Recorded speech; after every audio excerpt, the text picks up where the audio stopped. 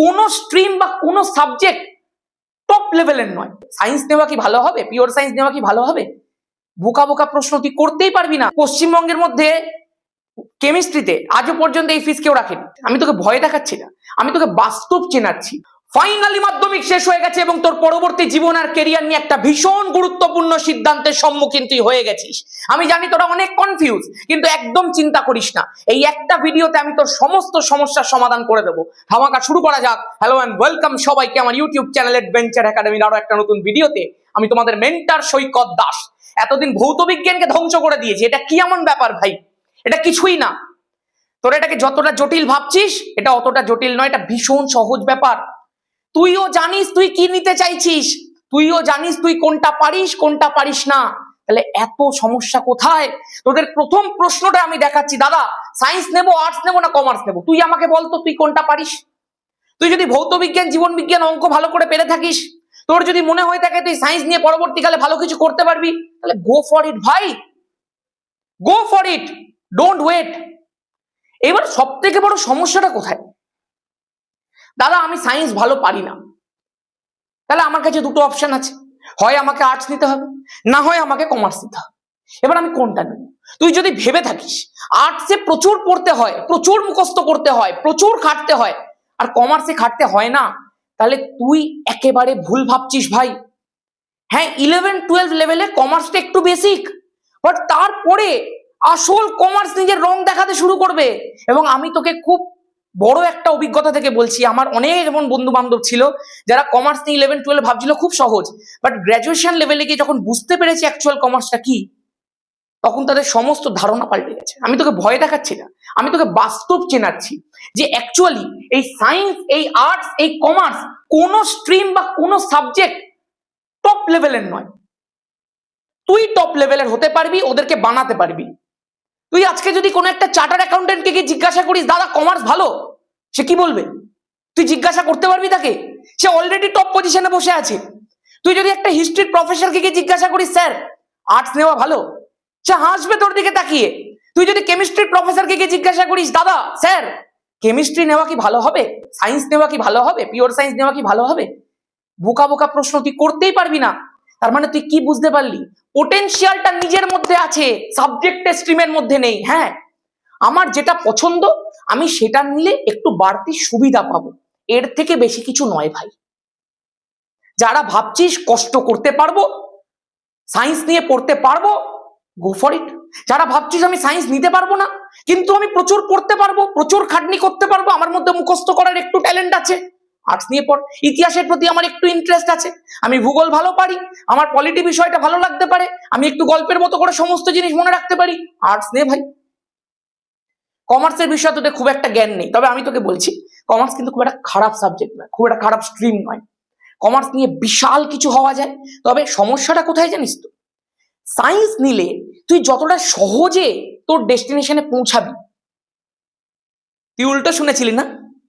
তুই শুনেছিলি সায়েন্স নিলে সবচেয়ে কঠিন হয়ে যায়। আমি তোকে বলছি সায়েন্স নিলে তুই যদি একটু ভালো করে পড়িস, তোর কাছে অপরচুনিটি প্রচুর প্রচুর।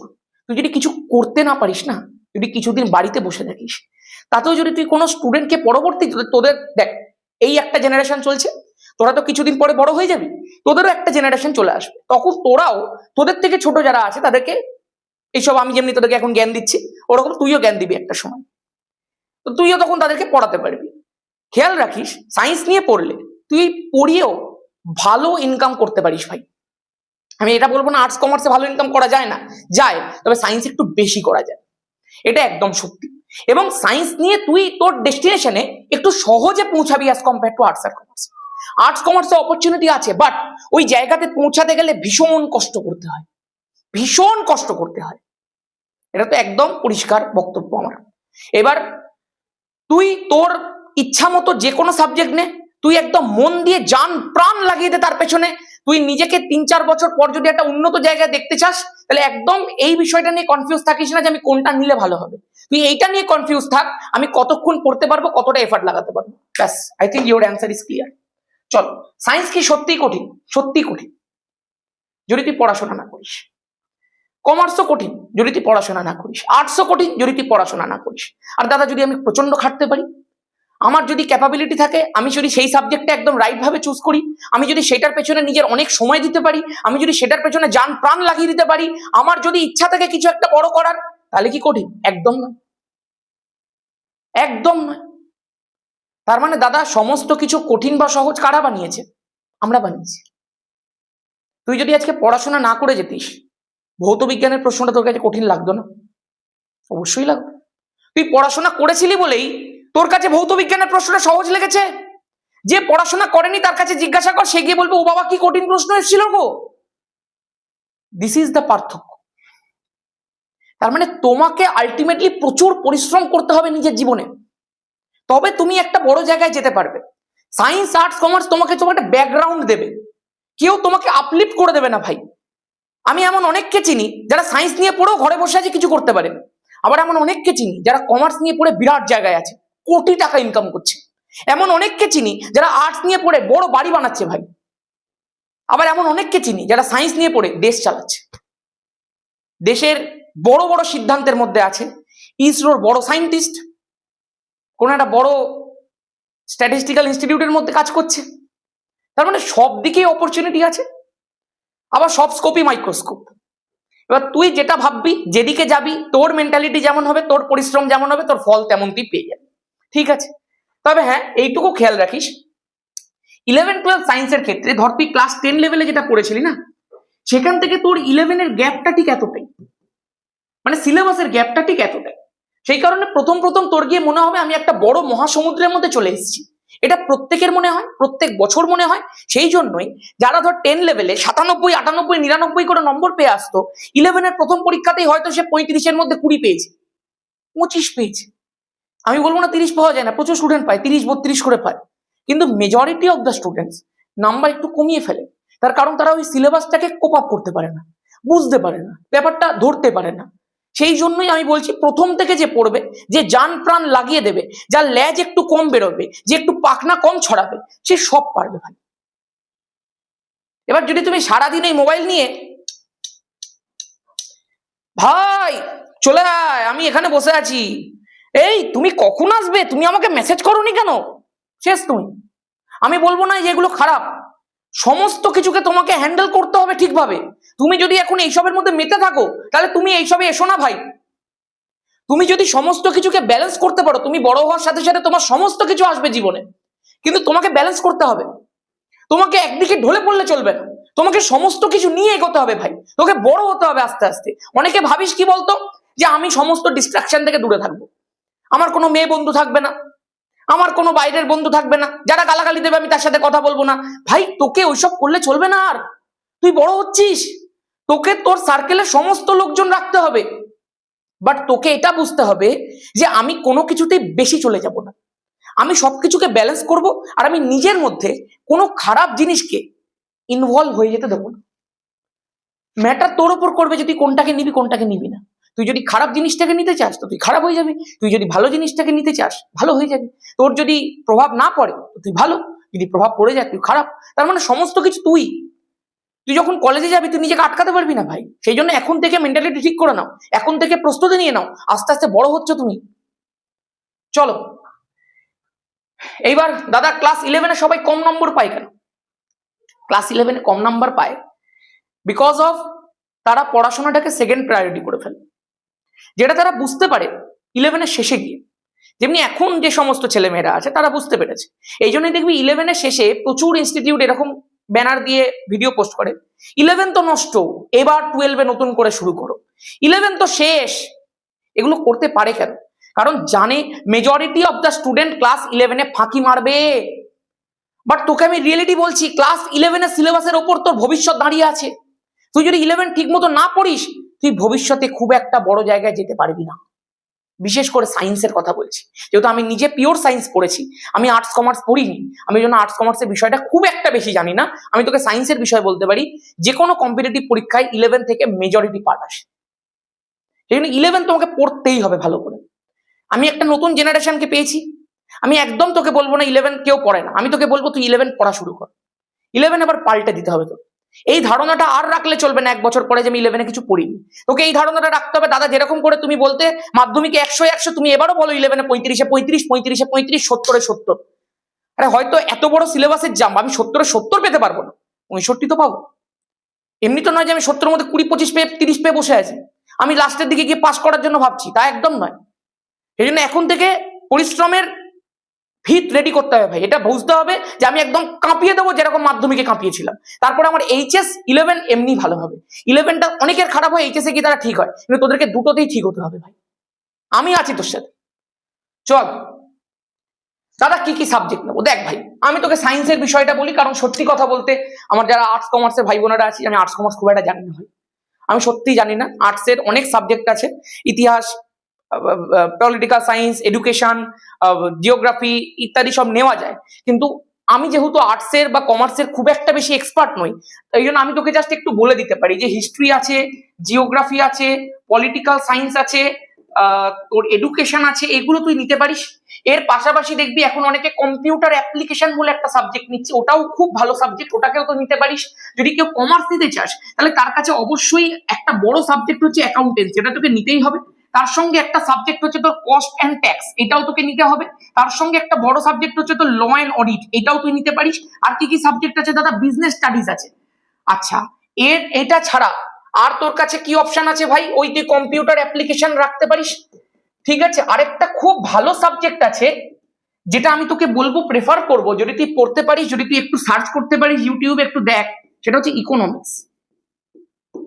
এই সাবজেক্টগুলো তোর কাছে কমার্সে খোলা আছে, তুই ভালো করে কমার্সের কোনো একটা চ্যানেলকে ফোকাস কর।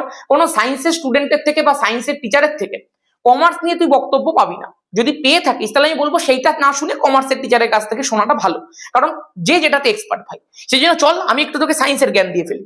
কি কি সাবজেক্ট নেবো দাদা? দেখ ভাই, সায়েন্সটা 3 প্রকারের হয়। একটাকে আমরা বলি পিওর সায়েন্স, এটা হচ্ছে সব সায়েন্সের বাবা।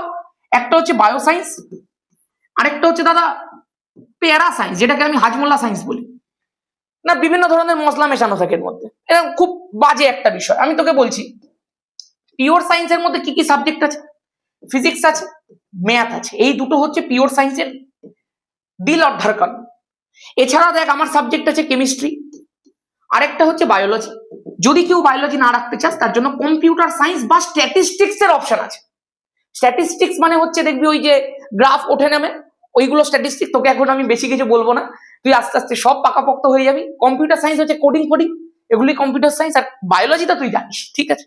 তো এই অপশনস গুলো তোর কাছে কিন্তু অবশ্যই অ্যাভেলেবেল আছে, তুই পিওর সায়েন্স এগুলো রাখতে পারিস। দাদা বায়ো সায়েন্স মানে কি? বায়ো সায়েন্স মানে যেই সায়েন্সের মধ্যে ম্যাথ থাকবে না, মানে এখানে ফিজিক্স থাকবে, এখানে কেমিস্ট্রি থাকবে, এখানে বায়োলজি থাকবে, এখানে তুই কোনো একটা অল্টারনেট সাবজেক্ট, অবশ্যই তুই স্ট্যাটিস্টিক্স রাখতে পারবি না, কম্পিউটার সায়েন্স রাখতে পারবি না। হয়তো কম্পিউটার সায়েন্স এখন রাখা যাচ্ছে, আমি যেহেতু এখন নতুন আবার সব সিস্টেম করে দিয়েছে, সব রকম রাখা যায়, কিন্তু এখানে আমি তোকে বলবো এখানে নিউট্রিশন রাখে বেশিরভাগ জন, বা কম্পিউটার অ্যাপ্লিকেশনটাকে রাখে বেশিরভাগ জন। তবে খেয়াল রাখিস, যদি তোর কাছে ফিজিক্স কেমিস্ট্রি বায়োলজি থাকে তাহলেই তোর সায়েন্সটাকে বায়ো সায়েন্স বলা হবে। এই বায়ো সায়েন্স নিলে তুই কোনোদিনও জয়েন্টের পরীক্ষা দিতে পারবি না। এই বায়ো সায়েন্স নিলে তুই কোনোদিনও ফিজিক্স নিয়ে পড়তে পারবি না। এই বায়ো সায়েন্স নিলে তুই কোনোদিনও কেমিস্ট্রি নিয়ে পড়তে পারবি না, কারণ আমরা যারা কেমিস্ট্রি নিয়ে পড়েছি বা যারা ফিজিক্স নিয়ে পড়েছে তাদের ম্যাথ থাকাটা আবশ্যক। উইদাউট ম্যাথ তুই কেমিস্ট্রি নিয়ে পড়তে পারিস না, ফিজিক্স নিয়ে পড়তে পারিস না। তুই যে কোনো বায়োলজির লাইন, জুলজি, ফিজিওলজি, বোটানি, তুই এইসব দিকে যেতে পারিস, তুই মেডিকেল লাইনে যেতে পারিস, কিন্তু তুই ফিজিক্স কেমিস্ট্রি নিয়ে হায়ার স্টাডি করতে পারবি না, যেই লাইনে যেতে পারবি না, ঠিক আছে। চল এইবার দাদা আছে হাজমোলা সায়েন্স, যেটাকে আমি প্যারা সায়েন্স বলছিলেন। হ্যাঁ, এতে কি হয়? এতে না থাকে ফিজিক্স, না থাকে ম্যাথ, এতে আমাদের শুধুমাত্র থাকে আমাদের কেমিস্ট্রি, এর সাথে থাকবে তোর বায়োলজি, এর সাথে থাকবে তোর জিওগ্রাফি, এর সাথে থাকবে তোর কম্পিউটার অ্যাপ্লিকেশন, মানে হাজমোলা, বুঝতে পারছিস তো। একটা আর্টস, যদিও জিওগ্রাফি পিওরলি আর্টসের সাবজেক্ট নয়, জিওগ্রাফির সাথে যদি ম্যাথ নিস তাহলে সেই জিওগ্রাফি অনার্সটা এমএসসি হয়ে যায়, বিএসসি হয়ে যায়। কিন্তু এই জিওগ্রাফি, কম্পিউটার অ্যাপ্লিকেশন অনেকে এর সাথে আবার নিউট্রিশন রেখে দেয়, মানে একটা হাজমোলা টাইপের সিচুয়েশন, যেখানে তুই ভবিষ্যতে কোনো সাবজেক্ট নিয়ে ঠিক মতো এগিয়ে যাওয়ার সুযোগ পাচ্ছিস না। তুই কি কেমিস্ট্রি নিয়ে অনার্স করতে পারবি? তুই বায়োলজির অনার্সটা তবুও করতে পারিস, জিওগ্রাফি নিয়ে পড়তে পারবি না খুব একটা। পড়লেও সেটা কিন্তু সায়েন্সের আয়তার মধ্যে থাকবে না, আর্টসে চলে যাবে, কারণ তোর কাছে ম্যাথ নেই। তুই কম্পিউটার অ্যাপ্লিকেশন নিয়ে পড়তে পারিস, দেখ অনেকে পড়ে না এটা নিয়ে। নিউট্রিশন নিয়ে পরবর্তীকালে তুই পড়তে পারিস, তবে এটা জটিল একটা বিষয় তোর কাছে তৈরি হয়ে যাবে। অনেক স্কুলে দেখবি এই কোনো একটা সাবজেক্ট কম্বিনেশনকে রাখে না, কারণ একটার সাথে একটা পরীক্ষা মার্চ করে যায়। সেই জন্য আমি একদম সাজেস্ট করবো না কাউকে প্যারা সায়েন্স নেওয়ার জন্য। হয় তুমি বায়ো সায়েন্স নাও, নাহলে তুমি পিওর সায়েন্স নাও, আর নাহলে তুমি আর্টস কমার্সে চলে যাও ভাই, হাজমোলা সায়েন্স নেবে না। ঠিক আছে, চলো এবার সব থেকে ভালো কোনটা দেখ, যদি ক্ষমতা থাকে, যদি দম থাকে, পিওর সায়েন্স নেবে। পিওর সায়েন্স এমন একটা জায়গা যেখান থেকে তুই যে কোনো দিকে যেতে পারবি, যে কোনো দিকে। তোর যদি পরবর্তীকালে আইন নিয়ে পড়ার ইচ্ছা হয়, তুই আইনেও যেতে পারিস। তোর যদি পরবর্তীকালে কমার্সে শিফট করার ইচ্ছা হয়, তুই কমার্সেও শিফট করতে পারিস। যদি এটা ইচ্ছা হবে না, তবে অনেকে করে। আমার নিজেরই একটা বন্ধু ছিল যে কমার্সে শিফট করে গেছিল, তুই আর্টসে শিফট করতে পারিস পরবর্তীকালে। মানে তোর কাছে সব দিকের অপরচুনিটি খোলা, যদি তোর কাছে পিওর সায়েন্স থাকে, যেটা আমি জানি এখনো পর্যন্ত। ঠিক আছে, চল দাদা 11 কেমিস্ট্রি কবে থেকে শুরু করবে? দেখ ভাই, যেহেতু 11 আমি একটাই সাবজেক্ট পড়াই, সেটা হচ্ছে কেমিস্ট্রি। সেই জন্য আমি, তোদের মাধ্যমিক দেওয়া শেষ হয়েছে, 1-2 দিন হয়েছে, আমি সবাইকে বলেছিলাম তোর একটু ঘোরাঘুরি করে নে, যখন 11 শুরু করার হবে তখন তো মহাসমুদ্রে শুরু করতে হবে, তাই না? সেই জন্য অনেকে আমাকে বলেছিলি ঠিক আছে দাদা তুমি কয়েকদিন পরেই ব্যাচ লঞ্চ করো। দেখ, পড়ানো তো শুরু করবো না, ব্যাচটা লঞ্চ করে দেবো, ভর্তি হতে থাকবি তোরা, পড়ানো শুরু হবে মার্চের ফার্স্ট উইক থেকে। ঠিক আছে, শান্তি। চল এইবার বিষয়টা হচ্ছে কি, কবে দাদা ব্যাচটা লঞ্চ হবে? আমি বলছি দেখ, ব্যাচ আমি চাইলে এক্ষুনি লঞ্চ করে দিতে পারি, কিন্তু আমি চাইছি কি একটু ছেলেমেয়েরা রিল্যাক্স হয়ে যাক, একটু তাদের মধ্যে 11-11 ফিলিংটা চলে আসুক।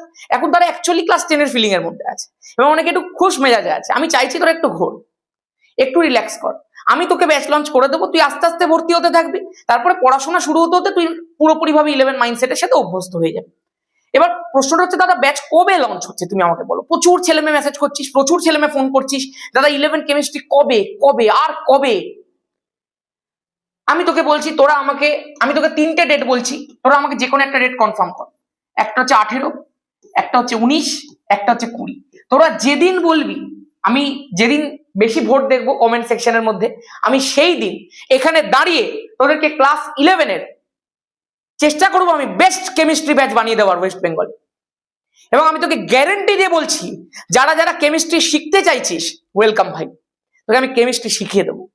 তোকে আমি এইটুকু দাবি করে বলতে পারি, তোকে যা শেখাবো তুই এইটুকু অন্তত বুঝতে পারবি 3-4 মাস 5 মাস পরে, যে তুই তোর পাশের বন্ধুর থেকে আলাদা, তুই তোর পাশের বন্ধুর থেকে ভালো কেমিস্ট্রি শিখেছিস। আমি তোকে এটা দাবি করে বলতে পারি, এটা আমি তোর জন্য জান প্রাণ লাগিয়ে দেবো। তুই জানিস যেখানে কষ্ট করার বিষয় আসে, সেখানে আমি কতটা এক্সটেন্ড অব্দি যেতে পারি তোদের জন্য।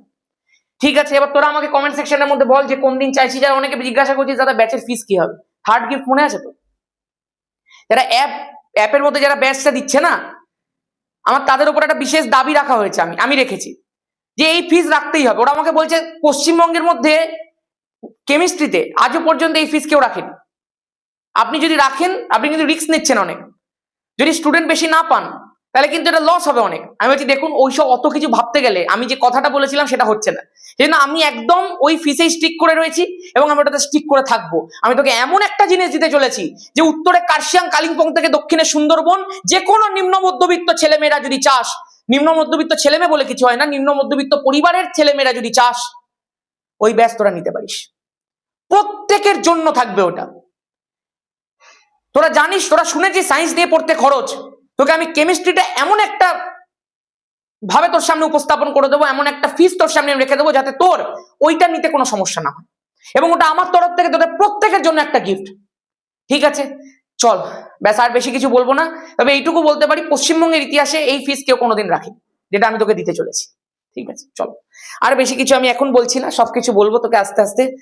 দেখা হবে খুব তাড়াতাড়ি, 3টে ডেটের মধ্যে যে কোনো একটা ডেট তোরা আমাকে একটু বলে দে। আর এই দেখ, আমি তোদের জন্য একটা অ্যাপ্লিকেশন বানিয়ে দিয়েছি অলরেডি। তোরা প্রত্যেকে জিজ্ঞাসা করছিলি দাদা অ্যাপের নাম কি, অ্যাপের নাম কি। তুই প্লে স্টোরের মধ্যে গিয়ে, বা তোর কাছে নিচে দেখ একটা লিঙ্ক পেস্ট করা আছে, তুই তার মধ্যেও যেতে পারিস। এই অ্যাপটা তোর কাছে থাকবে, তুই নামটা গিয়ে লিখবি অ্যাডভেঞ্চার একাডেমি সৈকত দাস। তোকে পুরোটাই লিখতে হবে, কিন্তু খেয়াল রাখবি নামটা কিন্তু এডভেঞ্চার। অনেকে বলিস ভুল করে অ্যাডভেঞ্চার, অ্যাডভেঞ্চার নয় ভাই, এডুকেশন প্লাস অ্যাডভেঞ্চার দুটো মিলিয়ে এডভেঞ্চার হয়েছে, ইডি।